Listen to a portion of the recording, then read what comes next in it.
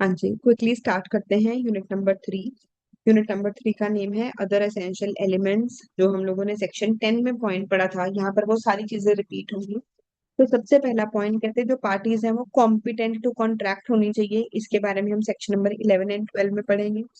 फिर पार्टीज के बीच में जो कंसेंट है वो फ्री कंसेंट होना चाहिए, 13 से 22 में पढ़ेंगे। जो अग्रीमेंट है, कॉन्ट्रैक्ट है, वो lawful consideration and lawful object के लिए बना हो। 23 टू 25, 23 में हमें बताया गया अनलॉफुल ऑब्जेक्ट क्या होता है। 24 में कंसिडरेशन अनलॉफुल इन पार्ट्स, पार्टली अनलॉफुल है तो क्या होगा। 25 में बिना कंसिडरेशन के भी क्या वैलिड कॉन्ट्रैक्ट बन सकता है, क्योंकि हम ऑलरेडी यूनिट 2 में कवर कर चुके हैं। एंड ऐसे अग्रीमेंट जो कि स्पेसिफिकली डिक्लेयर हो रखी हैं कि ये तो हमेशा ही वॉइड रहेंगे, सेक्शन 26 टू 30। तो सबसे पहले स्टार्ट करते हैं competency to contract. Competency to contract में सबसे पहला पॉइंट है हमारे पास कि जो पर्सन है वो मेजर होना चाहिए। तो मेजर में सबसे पहले रूल है कि मेजर किसके अकॉर्डिंग होना चाहिए, according to the law to which he is subject. तो अगर मैं इंडिया के सिटीजन हूँ, मैं इंडिया के लॉ के अकॉर्डिंग मेजर होनी चाहिए। मैं कॉन्ट्रैक्ट कहाँ पर कर रही हूँ, इंडिया में, कनाडा में, यूएस में, ये नहीं मैटर करेगा, मेरे ऊपर हमेशा इंडिया का लॉ अप्लाई होगा। अगर कोई पर्सन मेजर है, माइनर है, उसके साथ हम कोई भी एग्रीमेंट करेंगे, that agreement would be void. जब माइनर मेजर बन जाएगा, क्या तब हम उसे एनफोर्स कर सकते हैं? नो। जो चीज वॉइड एब इनिशियो है वो हमेशा वॉइड ही रहेगी।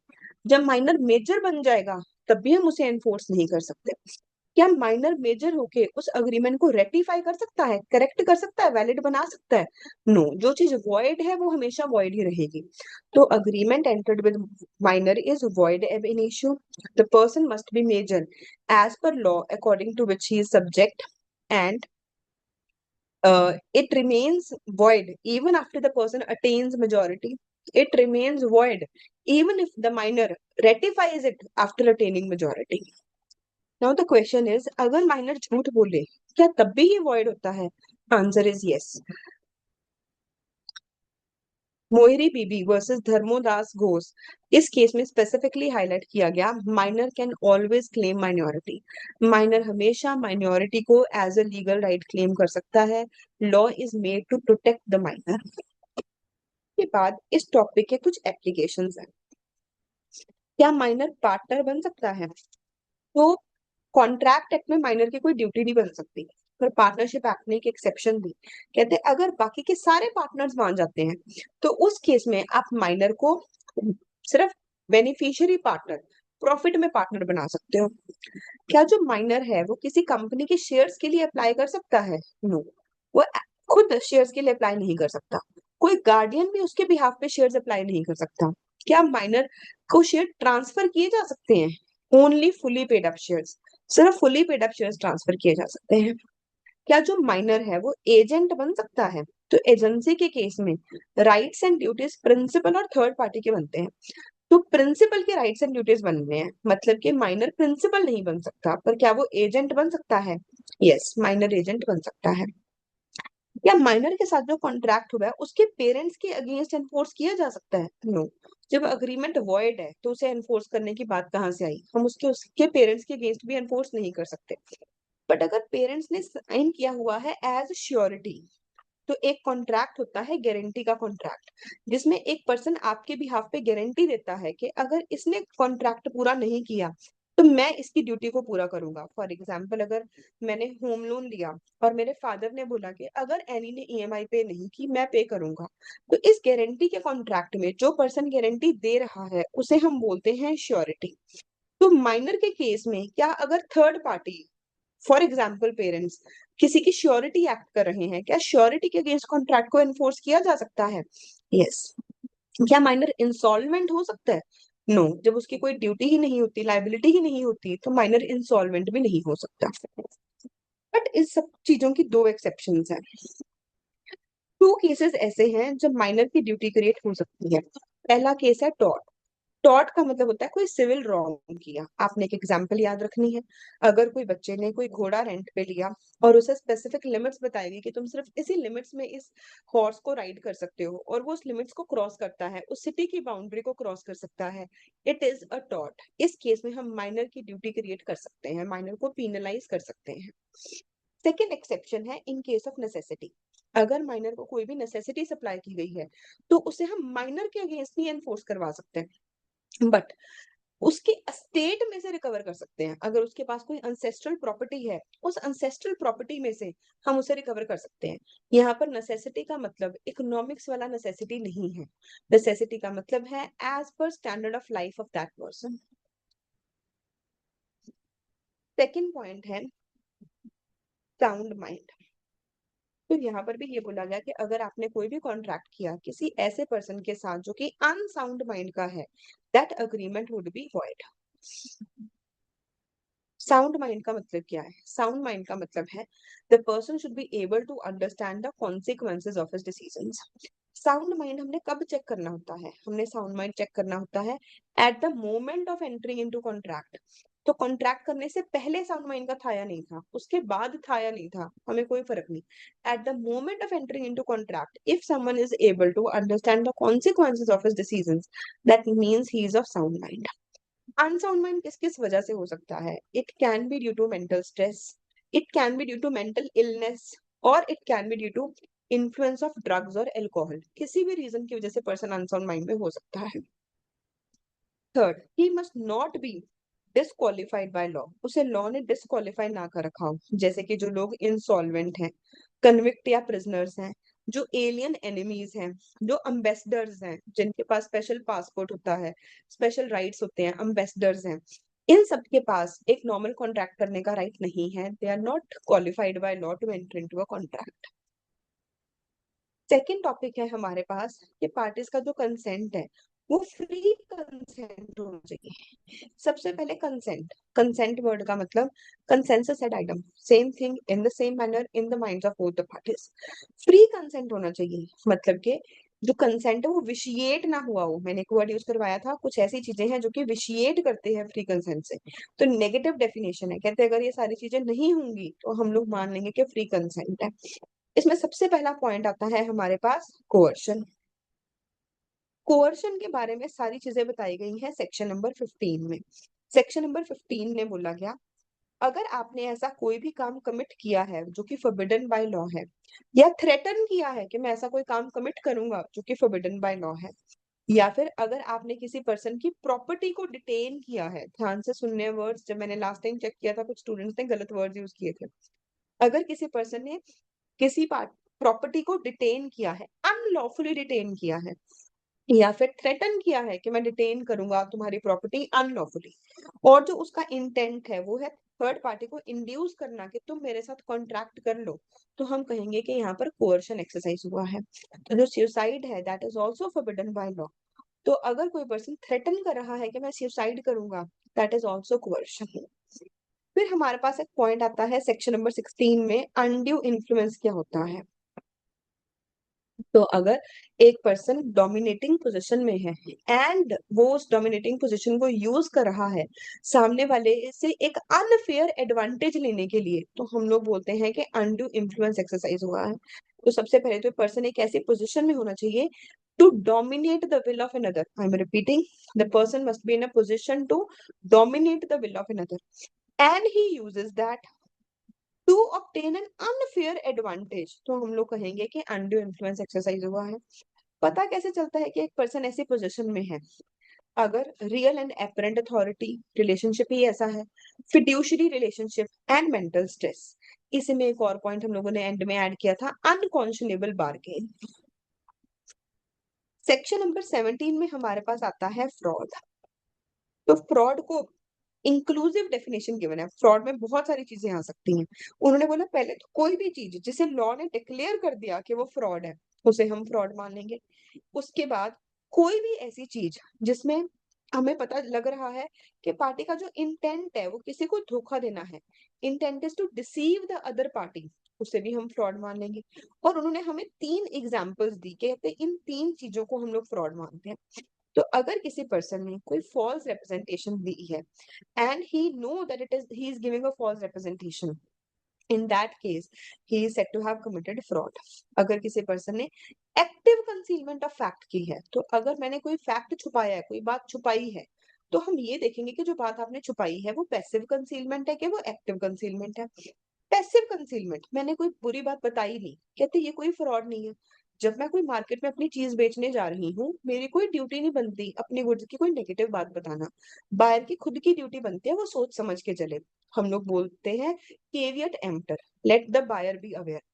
बट अगर जो बायर था वो समझदार था, उसने एक रैशनल मैन की तरह गुड्स को देखा, पर जो फैक्ट था वो इस तरीके से छुपाया हुआ था, वो हिडन था, कि चेकिंग करने के बाद भी पकड़ा ही नहीं गया। तो इस केस में हम लोग कहते हैं कि एक्टिव कंसीलमेंट ऑफ फैक्ट है। It is not apparent on examination, examine करने के बाद भी दिख ही नहीं रहा है, तो इस केस में फ्रॉड हुआ है। Third, promise without intention to fulfil the same, अगर किसी पर्सन ने कोई प्रॉमिस किया और उसकी नियत ही नहीं है उसे पूरा करने की, तब भी हम इसे फ्रॉड बोलेंगे। फिर हमारे पास आता है मिसरिप्रेजेंटेशन। सेक्शन नंबर 18 में तीन चीजों को उन्होंने बोला कि ये मिसरिप्रेजेंटेशन है। अगर किसी पर्सन ने कोई गलत रिप्रेजेंटेशन दे दी and he doesn't know it, उसका इंटेंट धोखा देना नहीं है, but he is in a position to know the truth, वो ऐसी पोजीशन में था कि उसे सच पता होना चाहिए था। कोई सीए बोले मैंने गलत इनकम टैक्स की एडवाइस दे दी, कोई डॉक्टर बोले कि मैंने कोई गलत मेडिसिन प्रिस्क्राइब कर दी, कोई पर्सन बोले मुझे थर्ड पार्टी से पता चला था, बस मैंने सुनी सुनाई बात पे भरोसा करके आपको गाइड कर दिया। तो यहाँ पर जो पर्सन है वो मिस रिप्रेजेंटेशन कर रहा है। अगर किसी पर्सन ने कोई ब्रीच ऑफ ड्यूटी की है, बट फिर भी उसे कोई एडवांटेज हो गया, किसी आईएएस ऑफिसर ने टाइम पे लाइसेंस इशू नहीं किया और उसे कोई फायदा हो गया, करप्शन में उसे कुछ पैसे मिल गए, या फिर अगर किसी पर्सन ने किसी को गलती लगने दी है सब्जेक्ट मैटर ऑफ कॉन्ट्रैक्ट की मेन चीज की मैं गलती लगने दूं, क्यों तुम किसी और इंस्टीट्यूट को सोच के जा रहे हो और मुझे पता चल जाए तुम्हारे माइंड में कुछ और है, मैं फिर भी उस बात को क्लैरिफाई ना करूं, तो यहाँ पर मिसरिप्रेजेंटेशन है। इन चारों केसेस में ही जो कॉन्ट्रैक्ट है that is voidable. In all this four cases जो कॉन्ट्रैक्ट है वो क्या होगा, वॉइडेबल होगा। सब में एक एक स्पेशल बात है। सबसे पहले कोर्शन में स्पेशल बात क्या है, कहते जो कॉन्ट्रैक्ट है वो तो वॉइडेबल हो ही गया। अब एक पर्सन के पास ऑप्शन है, he can either continue the contract और make it void. If he chooses to rescind the contract he must restore the benefit, जो भी उसे बेनिफिट मिला है उसे उसे वो रिटर्न करना पड़ेगा। अनड्यू इन्फ्लुएंस में भी कॉन्ट्रैक्ट वॉइडेबल है, एंड अगर आप कॉन्ट्रैक्ट को रेसिन करते हो आपको बेनिफिट भी रिटर्न करना पड़ेगा। बट ये प्रूव करना कि ड्यूटी किसकी है, ये ओनस, ओनस मतलब होता है ड्यूटी, लाइबिलिटी, ये लाइबिलिटी किसकी है प्रूव करना कि सच में अनड्यू इन्फ्लुएंस एक्सरसाइज हुआ है ऑन द डोमिनेटिंग पार्टी। हम ये मान के चलेंगे कि जो पार्टी कह रही है मेरे साथ अनड्यू इन्फ्लुएंस हुआ है वो तो सच ही बोल रही है, डोमिनेटिंग पार्टी को प्रूव करना पड़ेगा। फ्रॉड के केस में भी वॉइडेबल कॉन्ट्रैक्ट है, तुम कॉन्ट्रैक्ट कैंसिल करोगे तो तुम्हें रीस्टोर भी करना पड़ेगा बेनिफिट। इस केस में एक्स्ट्रा पॉइंट क्या है, तुम्हें डैमेजेस भी पे करने पड़ेंगे। फ्रॉड के केस में भी और मिस रिप्रेजेंटेशन के केस में भी, दोनों में तुम्हें डैमेजेस भी पे करने पड़ेंगे। फ्रॉड में एक और टॉपिक हम लोगों ने बहुत ध्यान से कवर किया था, रिप्रेजेंटेशन। तो रिप्रेजेंटेशन के बारे में तीन रूल थे, कहते जो आपने रिप्रेजेंटेशन दी हो वो कॉन्ट्रैक्ट बनने से पहले दी हो, जो पार्टी है वो कॉन्ट्रैक्ट की वजह से इन्फ्लुएंस हुई हो। तो अगर किसी पर्सन ने प्रोस्पेक्टस के भरोसे शेयर खरीदे ही नहीं, उसने सेकेंडरी मार्केट से शेयर खरीदे हैं और प्रैक्टिस में प्रोस्पेक्टस में कोई बात गलत लिखी हुई है, तो वो ये नहीं बोल सकता कि मेरे साथ फ्रॉड हुआ है। जो रिप्रेजेंटेशन है उसकी वजह से ये काम हुआ हो, पहला पॉइंट।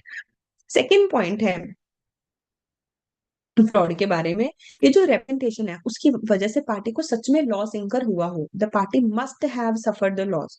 अगर उसे लॉस नहीं हुआ है तो उस केस में भी आप डैमेजेस क्लेम नहीं कर सकते। मिसरिप्रेजेंटेशन एंड फ्रॉड में एक कॉमन पॉइंट है कि अगर आप ऐसी सिचुएशन में थे कि आप प्रूडेंट मैन की तरह, रैशनल मैन की तरह एक्ट करते, ऑर्डिनरी एग्जामिनेशन करते और आप डिफेक्ट पता कर सकते थे, उस केस में आप कॉन्ट्रैक्ट को कैंसिल नहीं कर सकते। दोनों केसेस में caveat emptor, let the buyer be aware apply हो जाता है। नेक्स्ट है हमारे पास, कहते हैं ऑब्जेक्टिव एंड कंसिडरेशन, दोनों चीजें ही लीगल होनी जरूरी हैं। अब सेक्शन नंबर 23 ने हमें बताया कि दोनों चीजें लीगल हों, इसकी भी उन्होंने हमें नेगेटिव डेफिनेशन दी, कहते हैं हम सारा कुछ ही लॉफुल मान के चलेंगे, बस इसके कुछ एक्सेप्शंस है। एक्सेप्शंस में उन्होंने हमें बताया FIR, FIR हो जाती है अगर इलीगल काम हो तो। F से वो काम फोरबिडन बाय लॉ नहीं होना चाहिए, लॉ ने किसी कहीं पे भी वो काम मना ना किया हो। And it must not defeat the provisions of law. ऐसा नहीं होना चाहिए कि इनडायरेक्टली लॉ मेकर की प्रोविजन को डिफीट कर रहा है। Adoption should be because of natural love and affection. अगर जो एडॉप्शन है वो पेपर्स में ऐसे दिखाया जा रहा है कि नेचुरल लव एंड अफेक्शन है, बट इनडायरेक्टली उसका पर्पस मॉनिटरी है, तो कहते हैं इस केस में भी जो कॉन्ट्रैक्ट है वो वॉइड हो जाएगा।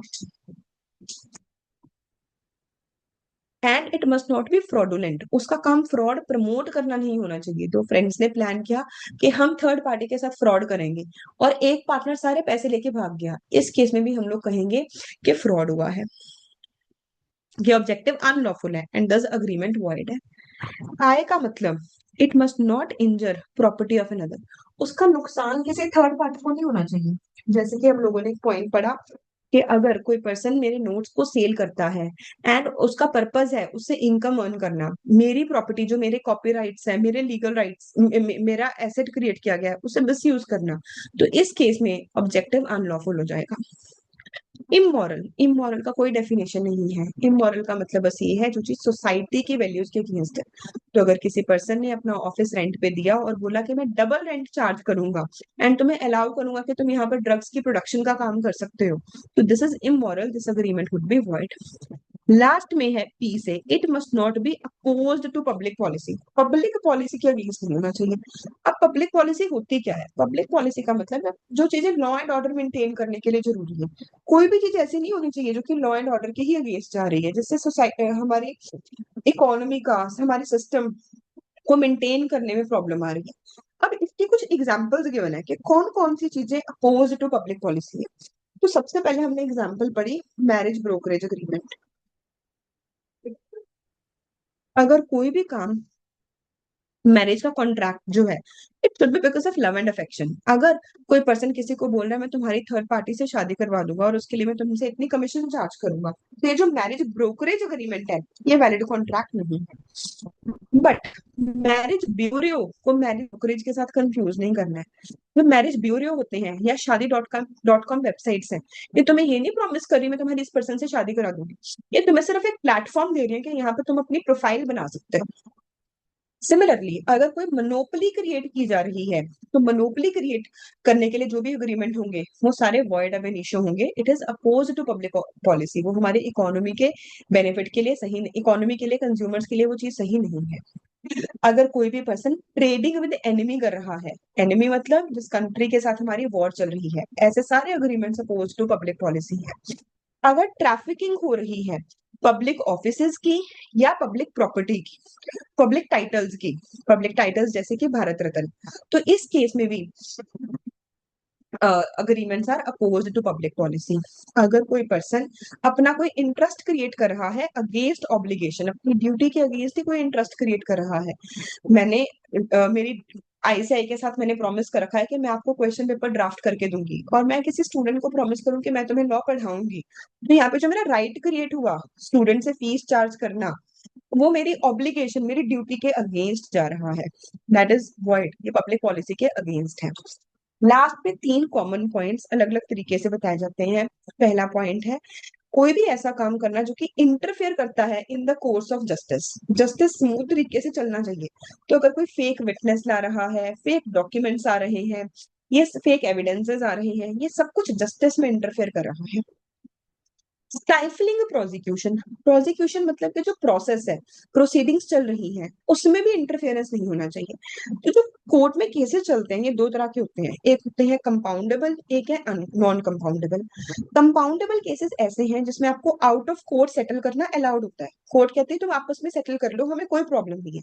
इन केसेस में आउट ऑफ कोर्ट सेटलमेंट में हम लोग बोलेंगे it is not oppose to public policy, they are valid contracts. But अगर कोई चीज अनकंपाउंडेबल है, किसी ने किसी का मर्डर किया और बोला मैं तुम्हें 50 लाख रुपए देता हूँ बस तुम मेरे अगेंस्ट विटनेस मत बनना, now this is an offence against public policy. ये सिर्फ एक पर्सन के अगेंस्ट क्राइम नहीं है, ये तो गवर्नमेंट के अगेंस्ट ही क्राइम है। दिस इज वॉइड, ये अनलॉफुल ऑब्जेक्टिव हो जाएगा, आउट ऑफ कोर्ट सेटल करना अलाउड नहीं है। And last was maintenance and champerty. Maintenance को मेंटेन वर्ड से याद करेंगे, to maintain a suit in which a person has no real interest. And champerty, हम किसी से प्रॉमिस कर रहे हैं कि जो भी लिटिगेशन के प्रोसीड्स होंगे तुम हमें उसमें से कुछ शेयर दोगे। All these are oppose to public policy and thus they have unlawful objective and thus they are void. आते हैं चैप्टर के लास्ट पार्ट पे। कहते हैं कोई भी ऐसा अग्रीमेंट नहीं होना चाहिए which has been declared void by law. अगर कोई चीज को लॉ ने ही वॉइड डिक्लेयर कर रखा है वो तो कभी भी वैलिड बन ही नहीं सकती। इसके हमने 3 पॉइंट्स अभी तक पढ़े हैं। एक और पॉइंट मैं अभी करवाऊंगी, एक पॉइंट हम कल ही कवर करेंगे और वो टेस्ट में नहीं पूछूंगी। टेस्ट में मैं 29 सेक्शन के क्वेश्चन ही ड्राफ्ट करूंगी। Section number 26, restraint on marriage. Every major person has a right to marry anyone. तो अगर कोई पर्सन किसी के मैरिज के राइट के ऊपर रेस्ट्रिक्शन लगा रहा है, that agreement is void. Section number 27, restaurant on trade, business और प्रोफेशन। तुम इंडिया में कोई भी लीगल काम कर सकते हो किसी भी एरिया में, चाहे तुम किसी भी जेंडर के हो, किसी भी क्लास को बिलोंग करते हो, you have right to do any kind of trade, business और प्रोफेशन। अगर कोई चीज तुम्हारे राइट के ऊपर रिस्ट्रिक्शन लगाएगी, that agreement would be void. But इसकी 3 एक्सेप्शंस हैं। In case of sale of goodwill और बिजनेस, अगर किसी पर्सन ने किसी को कोई गुडविल सेल कर दिया, बिजनेस सेल कर दिया है, तो रेस्ट्रिक्शन लगा सकते हैं, पर सिर्फ सिमिलर बिजनेस की रेस्ट्रिक्शन लगा सकते हैं। सेम टाइप के बिजनेस के, डिफरेंट टाइप के बिजनेस के रेस्ट्रिक्शन नहीं लगा सकते। Second, in case of partnership, मैं अपने पार्टनर के ऊपर रेस्ट्रिक्शन लगा सकती हूँ, सेम टाइप ऑफ बिजनेस की रेस्ट्रिक्शन लगा सकती हूँ। And last, in case of employment, employment के केस में हम किसी पर्सन का टाइम परचेज कर रहे हैं, तो उसमें सिमिलर टाइप के बिजनेस की रेस्ट्रिक्शन भी लगा सकते हैं, किसी और चीज की रेस्ट्रिक्शन भी लगा सकते हैं। Section number 28, restaurant on legal proceedings. तुम किसी पर्सन के लीगल राइट्स के ऊपर रेस्ट्रिक्शन नहीं लगा सकते। सबसे बड़ा राइट ये है, सारे राइट्स का रूट क्या है, कि अगर तुम्हें अपना राइट ना मिले तुम स्यू कर सकते हो। कहते हैं मान लो तुमने किसी का स्यू करने का राइट ही खत्म कर दिया, तो एक तरह से तुमने उसके सारे राइट ही खत्म कर दिए, तो ये वाला रेस्ट्रिक्शन तुम लगा ही नहीं सकते, इट वुड बी वॉइड। पर इसमें भी 2 स्पेशल पॉइंट्स हैं। मैं लिमिट कर सकती हूँ जुरिस्डिक्शन, मैं एरिया की लिमिट लगा सकती हूँ कि तुम स्यू कहाँ पर करोगे। तो मैं ये बोल सकती हूँ that if you want to sue, you can sue only in Punjab and Haryana high court. Similarly arbitration, हम ये रेस्ट्रिक्शन लगा सकते हैं कि अगर हमारे बीच में कोई डिस्प्यूट हुआ, हम पहले एक आर्बिट्रेटर के पास, हम म्यूचुअली एक थर्ड पार्टी को चूज करेंगे, उसके पास जाएंगे। अगर उसका डिसीजन पसंद नहीं आया तो हमारे पास राइट है कि हम कोर्ट में जा सकते हैं। तो पहला स्टेप हमने आर्बिट्रेशन बना लिया, ये लीगली अलाउड है। बट आर्बिट्रेशन का कॉन्ट्रैक्ट सिर्फ तभी वैलिड है अगर वो राइटिंग में है। Last and new point, uncertain agreements. अगर कोई अग्रीमेंट ऐसा है जो कि अनसर्टेन है, अनसर्टेन मतलब कि टर्म्स एंड कंडीशंस क्लियर नहीं है, तो कहते हैं वो वॉइड है। अनसर्टेन का मतलब ना तो वो क्लियर है, ना ही क्लियर बनाया जा सकता है। The meaning of which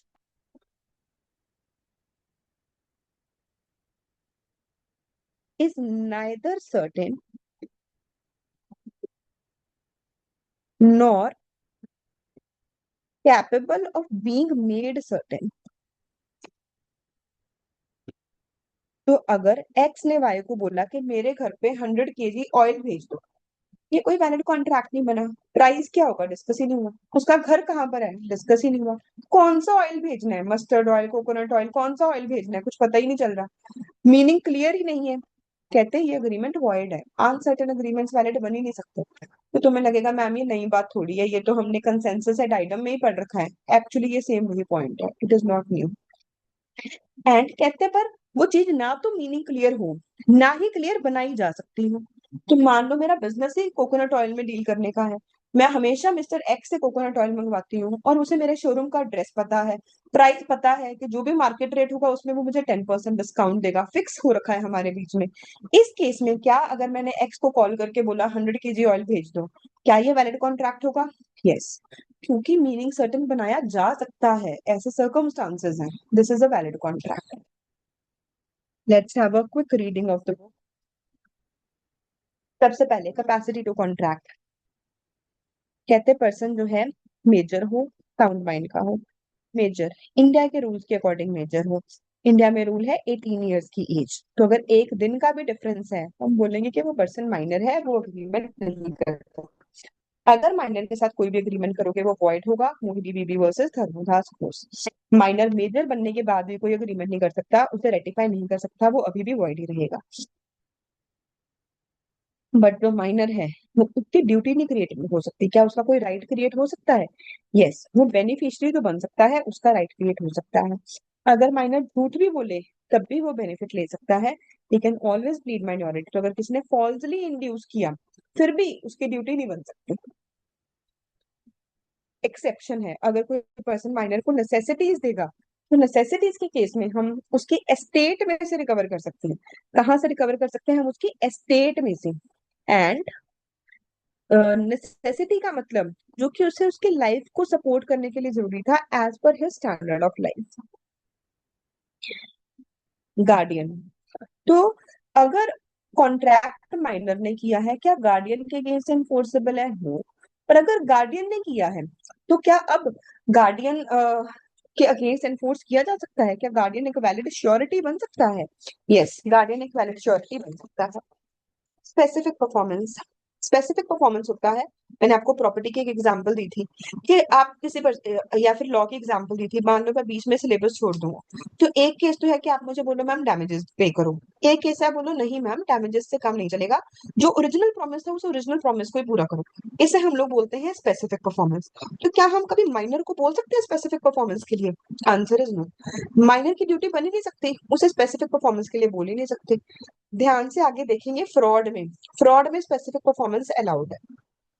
minor insolvent नहीं हो सकता, बेनिफिशियरी पार्टनर बन सकता है, एजेंट बन सकता है क्योंकि एजेंट की तो ड्यूटी बनती ही नहीं है, प्रिंसिपल की ड्यूटी बनती है, पेरेंट्स को बाउंड कर सकता है, कोई जॉइंट कॉन्ट्रैक्ट है तो हम श्योरिटी के अगेंस्ट, मेजर पर्सन के अगेंस्ट उसे एनफोर्स कर सकते हैं, माइनर के अगेंस्ट नहीं कर सकते। एंड जो माइनर है, कोई उसे अगर शेयर गिफ्ट भी करना चाहे तो सिर्फ fully paid up shares gift कर सकता है, पार्टली पेड अप शेयर्स नहीं गिफ्ट कर सकता। टॉर्ट के केस में माइनर की लायबिलिटी बनती है। टॉर्ट का मतलब होता है कोई भी civil wrong. Unsound mind. Unsound mind का मतलब एक पर्सन ऐसी सिचुएशन में है that he is not capable of understanding the consequences of his decisions. अगर कोई पर्सन अपने डिसीजंस के कॉन्सिक्वेंस को समझ सकता है तो इसका मतलब कि वो साउंड माइंड का है। कुछ लोग डिस्क्वालिफाइड हैं जैसे कि foreign ambassadors, alien enemies, convicts, insolvents. Consent का मतलब क्या है? Section number 13, same thing in the same sense in the same manner. अगर कोई भी एम्बिग्विटी है, कोई भी कंफ्यूजन है, इसका मतलब कि कंसेंट एग्जिस्ट ही नहीं करता, तो एक कॉन्ट्रैक्ट बन ही नहीं सकता। फ्री कंसेंट, या हम बोलते हैं ऐसे कौन से एलिमेंट्स हैं जो कि विशिएट करते हैं फ्री कंसेंट से? तो नेगेटिव डेफिनेशन है 15 coercion, undue influence, fraud, misrepresentation, and 18 to 22 में मिस्टेक। मिस्टेक हम रिवाइज करना भूल गए। मिस्टेक दो तरह की होती है, एक होती है मिस्टेक ऑफ लॉ, एक होती है मिस्टेक ऑफ फैक्ट। लॉ की गलती फर्दर दो तरह की होती है, Indian law and foreign law. तो इंडियन लॉ की गलती को आप एज एन एक्सक्यूज यूज नहीं कर सकते। अगर आपके ऊपर कोई पेनल्टी लगनी है कि आपने ड्राइविंग रूल्स तोड़े हैं तो आपको का चालान पे करना पड़ेगा, आप ये नहीं कह सकते कि मुझे तो इन रूल्स के बारे में पता नहीं था। इंडियन लॉ को आप एक्सक्यूज नहीं कर सकते। जो फॉरेन लॉ की मिस्टेक है it is considered as mistake of fact.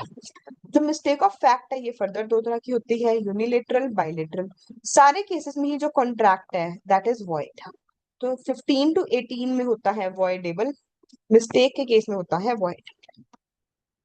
Coercion, अगर किसी पर्सन ने कमिट किया या थ्रेटन किया कि मैं कमिट करूंगा कोई भी ऐसा काम which is forbidden by law, IP इसी का मतलब है इंडियन पीनल कोड, या किसी भी पर्सन ने डिटेन किया या थ्रेटन किया कि मैं किसी पर्सन की प्रॉपर्टी को डिटेन करूंगा, अनलॉफुली डिटेन करूंगा, इंटेंशन है उसके साथ अग्रीमेंट करना, तो हम कहेंगे कोर्शन एक्सरसाइज हुआ है, कॉन्ट्रैक्ट वॉइडेबल हो जाएगा। जो भी आपको बेनिफिट हुआ है अगर आप कॉन्ट्रैक्ट को रेसिंड करते हो तो आपको वो बेनिफिट रीपे करना पड़ेगा, रिटर्न करना पड़ेगा। अनड्यू इन्फ्लुएंस, जब एक पर्सन ऐसी पोजीशन में है कि वो दूसरे पर्सन की विल को डोमिनेट कर सकता है। Position to dominate the will, मैं फिर से रिपीट कर रही हूँ, person is in a position to dominate the will. वो उसे यहाँ है अनफेयर एडवांटेज के लिए। पार्टीज, पता कैसे चलता है कि एक डोमिनेटिंग पोजीशन में है? रियल एंड एपरेंट अथॉरिटी जैसे कि doctor and patient, fiduciary relationship जहां पर ब्लाइंड ट्रस्ट है, for example husband and wife, father and son, या फिर मेंटल स्ट्रेस है। एंड स्पेसिफिकली याद रखना है अनकॉन्शनेबल बार्गेन, जब किसी पर्सन को पैसों की जरूरत होती है, घर पे किसी की शादी है, कोई मेडिकल इशू है, तो हम ऐसी सिचुएशन में है कि कोई पर्सन हमारी विल को डोमिनेट कर सकता है, हमें पैसों के लिए कोई भी उसकी बात माननी पड़ सकती है। तो unconscionable bargain is also covered under undue influence. कहते हैं इसमें आपका अनड्यू एडवांटेज हुआ हो। तो अगर मैंने आपको एक बुक रेफर की और उससे जेन्युइनली आपको हेल्प मिली, हाँ बुक एक्सपेंसिव थी, मुझे फायदा भी उससे हुआ, बट वो उससे आपको जेन्युइन बेनिफिट भी हुआ है, तो इस केस में मैं कोई अनड्यू एडवांटेज नहीं ले ली। वो एक अच्छी बुक थी, उस पर मैंने मेहनत की थी और मैंने उसके लिए इनकम दी है। अगर बुक में कोई एडिशन बेनिफिट हुआ ही नहीं, मैंने उसे यूज किया है, अपने इन्फ्लुएंस को यूज किया है अनफेयर एडवांटेज के लिए, तब हम बोलेंगे कि अनड्यू इन्फ्लुएंस है। प्रूव करने का बर्डन किसके ऊपर है? The person who is in a position to dominate. Affect होगा कि कॉन्ट्रैक्ट वॉइडेबल है at the option of the party whose consent was so caused. And अगर आप उस कॉन्ट्रैक्ट को कैंसिल करते हो तो उस केस में आपको बेनिफिट को रिस्टोर करना पड़ेगा। फ्रॉड इंक्लूसिव डेफिनेशन है। फ्रॉड का मतलब होता है, आप लिखेंगे फ्रॉड मीन्स एंड इंक्लूड्स, कि फ्रॉड का ये मतलब है और उसमें इसके जैसी चीजें आती हैं, एंड इंक्लूड्स। तो हम लिखेंगे कोई भी ऐसा काम जिसे लॉ ने डिक्लेयर कर रखा है फ्रॉडलेंट, कोई भी ऐसा काम जिसमें इंटेंट रिसीव करना है, कोई आपने सजेशन दिया जो कि ट्रू नहीं है, and you don't believe it to be true, आपको पता था ट्रू नहीं है। एक्टिव कंसीलमेंट की है किसी फैक्ट की, promise without intention to fulfil. कहते हैं आपने कोई रिप्रेजेंटेशन दी हो जो कि फॉल्स निकली हो, रिप्रेजेंटेशन किसी फैक्ट के बारे में, रिप्रेजेंटेशन कॉन्ट्रैक्ट बनने से पहले दी हो, आपको पता हो कि आप गलत बात बोल रहे हो या बिना सोचे समझे बोल रहे हो, रेकलेसली बोल रहे हो, थर्ड पार्टी से सुनी सुनाई बात बोल दी कि मुझे लगता है एलआईसी के शेयर्स की वैल्यू बढ़ेगी, एंड थर्ड पार्टी ने आपकी वजह से वो कॉन्ट्रैक्ट किया हो, उससे लॉस सफर हुआ हो, तो इस केस में वो कह सकता है कि मेरे साथ फ्रॉड हुआ है। क्या चुप रहने को फ्रॉड बोल सकते हैं? वैसे चुप रहने को फ्रॉड नहीं बोल सकते, because passive concealment is not equal to fraud, but there are some cases in which silence is equal to fraud. कुछ केसेस में हमारी ड्यूटी होती है सच बोलना। इंश्योरेंस के कॉन्ट्रैक्ट में अगर कोई पर्सन स्मोक करता है और उसने मेडिकल इंश्योरेंस के टाइम नहीं बताया कि मैं स्मोक करता हूँ, तो उसका इंश्योरेंस क्लेम रिजेक्ट हो जाएगा। मैरिज के केस में, फिड्यूशरी रिलेशनशिप में, या फिर अगर कोई पर्सन बोले कि अगर तुम कुछ भी नहीं बोलोगे तो मैं मान लूंगा कि तुम्हारी कुछ बिल्कुल ठीक है, when silence is equivalent to speech. Fraud के केस में सेल कर सकते हो, डैमेजेस मांग सकते हो, एंड स्पेसिफिक परफॉर्मेंस। माइनर में भी पढ़ा ना, you can insist on the performance of the contract condition that you should be put in a position if the person would have been had the representation made been true। तो इसे one word में हम बोलते हैं specific performance. आप मुझे बोल सकते हो कि मैम आप ही हमें तो सी की कुछ आप ही क्लासेस प्रोवाइड करोगे, हमें मॉनेटरी डैमेजेस से काम नहीं चलेगा। एक्सेप्शन, अगर एक पर्सन ऐसी सिचुएशन में है that he had means of discovering the truth with ordinary diligence, ordinary diligence मतलब आम समझ वाला इंसान, ऑर्डिनरी प्रूडेंस, रैशनल मैन की तरह वो एक्ट करता, उसे पता चल जाता, तो इस केस में फ्रॉड नहीं हुआ है। इस केस में हम लोग कहेंगे केवीएट एम्प्टर अप्लाई होगा, let the buyer be aware. आपने कोई इंफॉर्मेशन दी जो कि फॉल्स है and you are in a position that you must know the truth, it is not justified by the information that a person possesses. Breach of duty की, कोई intent नहीं थी धोखा देने की, पर आपको एडवांटेज हो गया, आपने किसी पर्सन को इनोसेंटली गलती लगने दी कॉन्ट्रैक्ट के सब्जेक्ट मैटर की। इंडियन लॉ की मिस्टेक, कॉन्ट्रैक्ट अवॉइडेबल नहीं होगा, you are duty bound to know about Indian law. Foreign law की मिस्टेक, इसे हम ट्रीट करते हैं मिस्टेक ऑफ फैक्ट की तरह। मिस्टेक ऑफ फैक्ट बायलेटरल, दोनों पार्टीज की गलती है, यूनिलेटरल एक पार्टी की गलती है। आप एक बार अपने साथ एक चार्ट बनाओगे,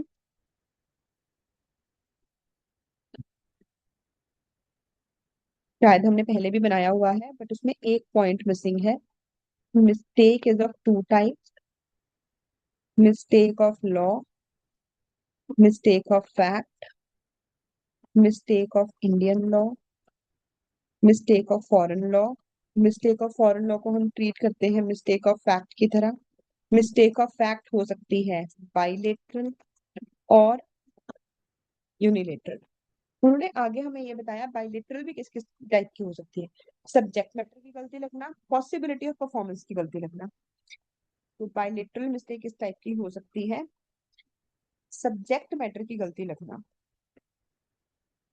या फिर पॉसिबिलिटी ऑफ परफॉर्मेंस।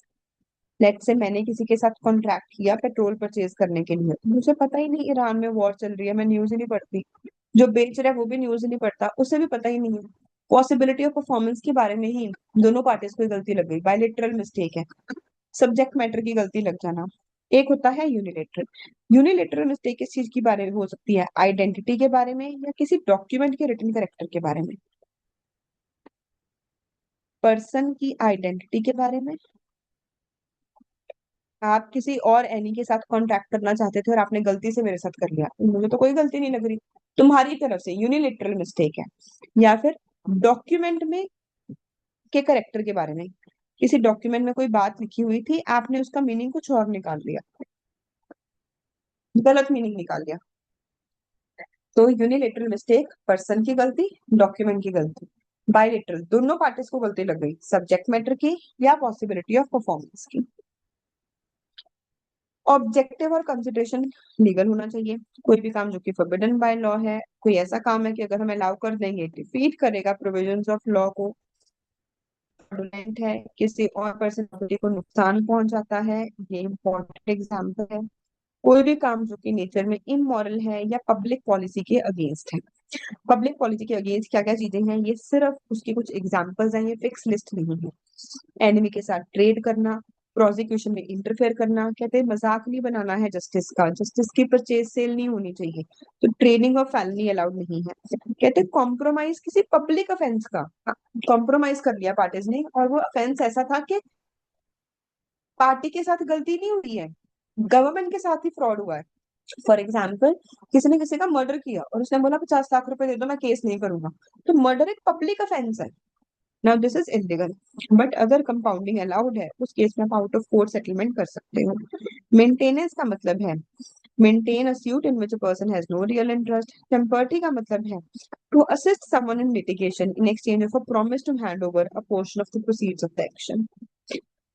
ट्रैफिकिंग हो रही है, पब्लिक ऑफिसेज की भी नहीं होनी चाहिए, गवर्नमेंट पोजीशन से सारी मेरिट के बेसिस पे फुलफिल होनी चाहिए।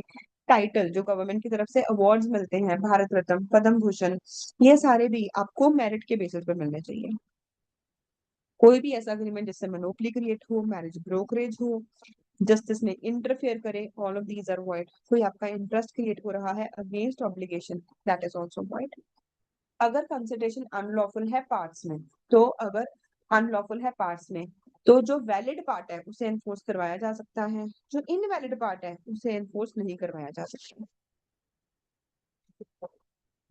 मैरिज के अगेंस्ट कोई भी अग्रीमेंट होगा, मैरिज के ऊपर रेस्ट्रिक्शन लगाएगा, दैट इज वॉइड। बिजनेस के ऊपर रेस्ट्रिक्शन लगाएगा, that is also void. Exception है गुडविल, पार्टनर्स के केस में एंड सर्विस के केस में, एम्प्लॉयज के केस में।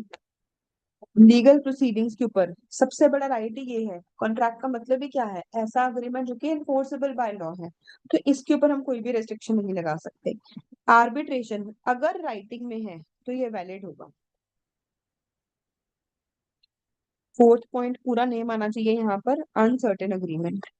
यहाँ पर करेक्ट है, it should be uncertain agreement, जिसका मीनिंग अनसर्टेन है। The an agreement the meaning of which is not certain, but where the meaning, कहते पर अगर कोई ऐसा कॉन्ट्रैक्ट है which is capable of being certain, जिसे हम बना सकते हैं सर्टेन, दैट इज वैलिड, वो तो वैलिड है। बट ना जो कि ना तो सर्टेन है ना ही सर्टेन बनाया जा सकता है, that would be void. We finish our class here. In tomorrow's class, we will start with this topic, wagering agreement. Thank you so much, guys. Good night. Take care. See you tomorrow.